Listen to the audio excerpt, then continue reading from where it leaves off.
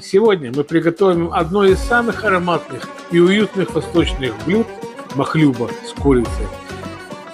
Это древнее ближневосточное блюдо, которое всегда собирает за столом всю семью. Первым делом займемся рисом. Я беру длинный рис, тщательно промываю его несколько раз, до тех пор, пока вода не станет абсолютно прозрачной.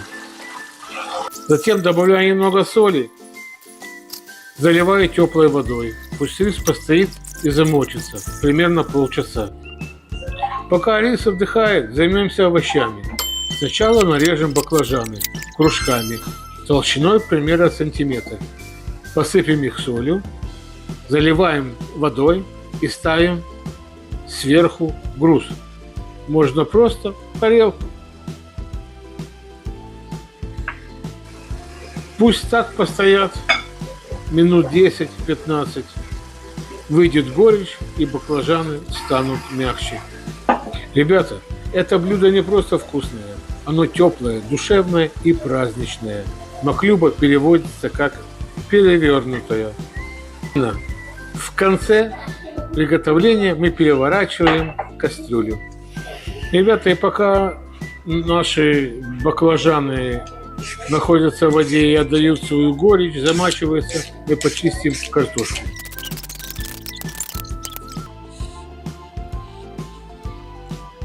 Морковку мы нарежем длинными дольками. Лук четверть кольца. Нарежем его тонко.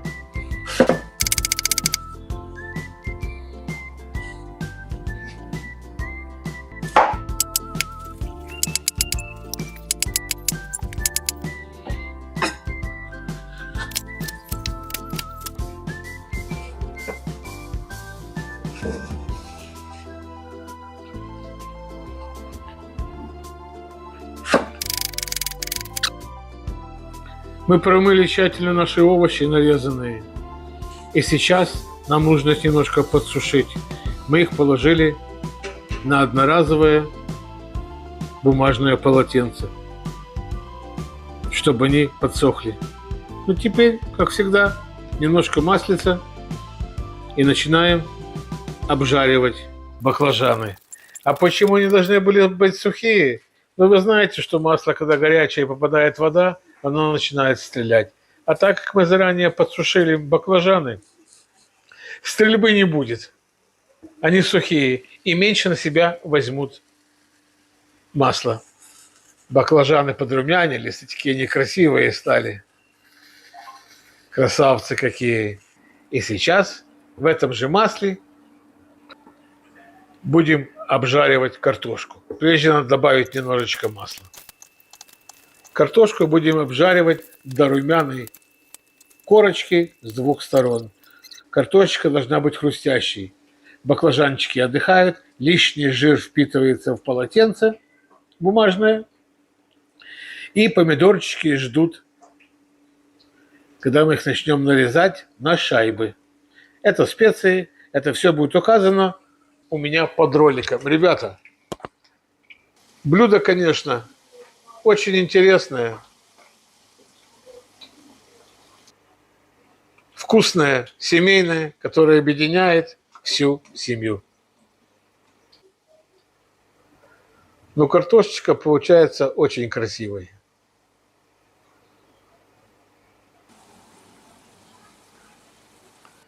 Ну вот, картошечка наша зарумянилась с двух сторон. Она у нас, будем, скажем так, приготовилась аль денте. Почти готовая. Сейчас мы взяли бедрышки куриные без кости, нарежем их на порциональные кусочки.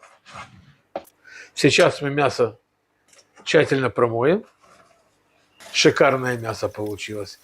И еще очень важный момент – подсушить мясо, чтобы мясо было сухое, чтобы на мясе не было лишней влаги и воды, так как мы будем бросать мясо в раскаленное масло, и нам эта стрельба по всей кухне не нужна. Мясо надо обязательно бросать в раскаленное масло, чтобы оно сразу схватилось и начало жариться. А иначе оно просто будет у вас тушиться. Шикарное. Очень красивое.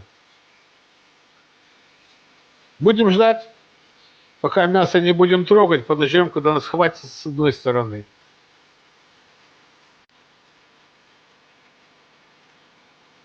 Тем временем рис замачивается. Мы его, кстати, промыли после соли, мы его еще раз промыли. Баклажанчики остывают с картошечкой, а лучок ждет своей очереди вместе с морковочкой.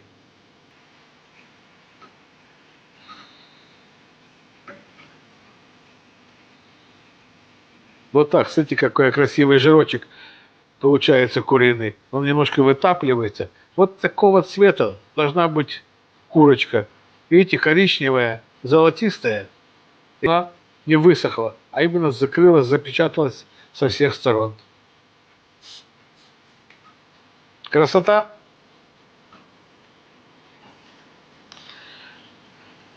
Ну, курочка запечаталась со всех сторон. Будем добавлять лучок. Лучок будем жарить до прозрачности. Если напитает маслица, он начнет тушиться. Смотрите, какая свадьба. Курочки и лука. Как красиво. Обязательно в раскаленное масло сбоку мы бросим морковочку, чтобы прежде чем смешать ее с мясом, она должна быть с легкой нежной корочкой, для того, чтобы она дала соус, сладкий вкус маслу. Сейчас время пришло нашим специям. Мы добавили масло. Вы же знаете, что специи очень хорошо всегда раскрываются в горячем масле. Вот мы сейчас всыпем специи в масло, подождем секунд 6, замешаем специи в масле и будем вмешивать в мясо. Не дадим специям пригореть, чтобы не было горьковатого привкуса. Тем временем морковочка набрала силу, яркую корочку от того, что она прожарилась в масле, отдала свою сладость маслу, перемешалась со всеми специями и с мясом. Вот сейчас, я могу сказать, запах стоит на кухне обалденный. Обалденный. Вам просто невозможно передать этот запах. Обязательно добавим 50-60 мл воды. Для чего? Чтобы пропарилась немножко морковочка, мяско с луком. И чтобы все специи равномерно впитались в наши продукты. Нам осталось только хорошо все перемешать. В принципе, все готово. Присолим немножко мясо, перемешаем, подождем еще минут 10-15. Это блюдо поддают соусом, который состоит из лимона, чеснока и оливкового масла. Ну, нарежем помидорчики. Это будет первый слой нашего блюда. А помидоры мы нарежем кольцами, примерно 2-3 миллиметра.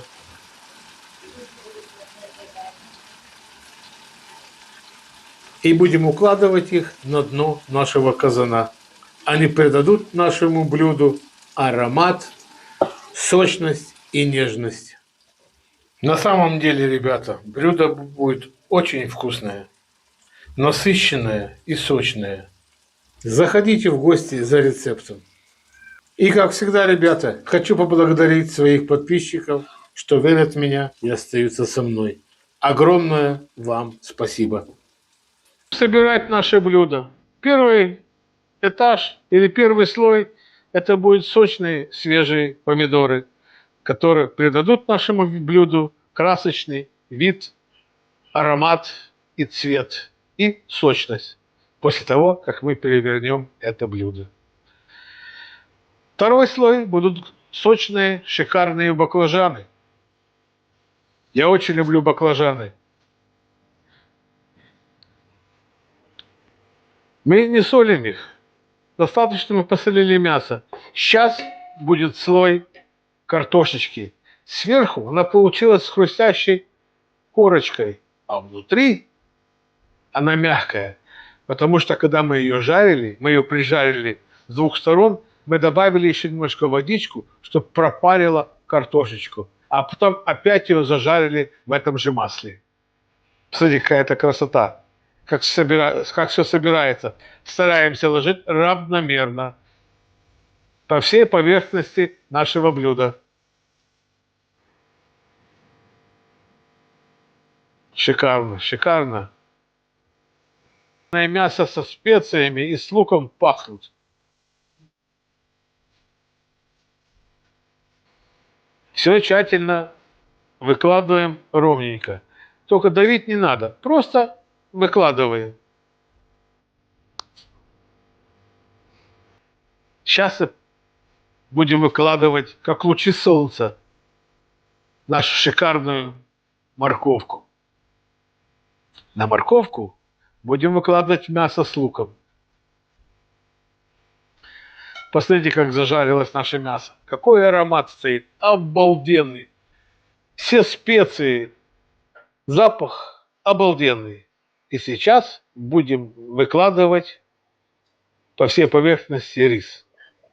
Аккуратненько выкладываем равномерно по всей поверхности рис. Я использую рис басмати. Его всегда нужно замачивать. Он длинный. И если мы не будем его замачивать, он просто будет сухой и будет ломаться, он не будет эластичный.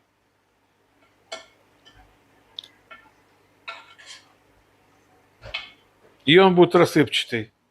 Мне очень нравится этот рис. Ну и доливаем воды примерно, чтобы было 1,5 сантиметра выше риса. Тоже аккуратно вливаем, чтобы не повредить целостность поверхности нашего риса. Вот так мы и влили.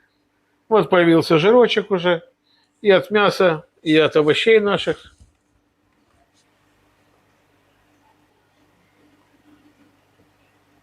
Видите, как начинает дышать наше блюдо? Вот начало кипения уже. А когда вот начнет кипеть, мы обязательно закроем крышкой и переставим на маленький огонь, чтобы наше блюдо томилось. Рис должен быть готов на пару. А здесь наш соус. Оливковое масло, лимончик, чеснок. Это блюдо обязательно подается с этим соусом. Вот прошло 20 минут, подняли крышку, смотрите, какое чудо. Золото, просто золото находится в кастрюле. Самый ответственный момент. Аккуратно накрываем кастрюлю большим блюдом, держим крепко обеими руками и переворачиваем. Оставляем на минуту. Пусть осядет и медленно снимаем кастрюлю.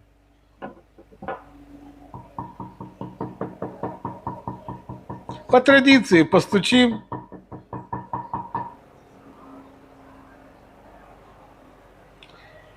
И медленно снимем кастрюлю. И вот наша маклюба с курицей. Румяные помидорчики, баклажаны, золотистая картошка, яркая морковка и ароматный рис. Все соединилось в одно целое. Это действительно восточный праздник на столе. Теперь сделаем к ней чесночный соус. В ступе растираем пару зубчиков чеснока, добавляем немного соли, выжимаем свежий лимон и вливаем оливковое масло. Это пользуемся в отдельной пиалке, каждый по вкусу, чтобы мог взять столько, сколько считает нужным. Зелень тоже ставим в сторонку. Этот соус идеально дополнение. Он придает свежесть и легкую кислинку, которая подчеркивает вкус риса и овощей.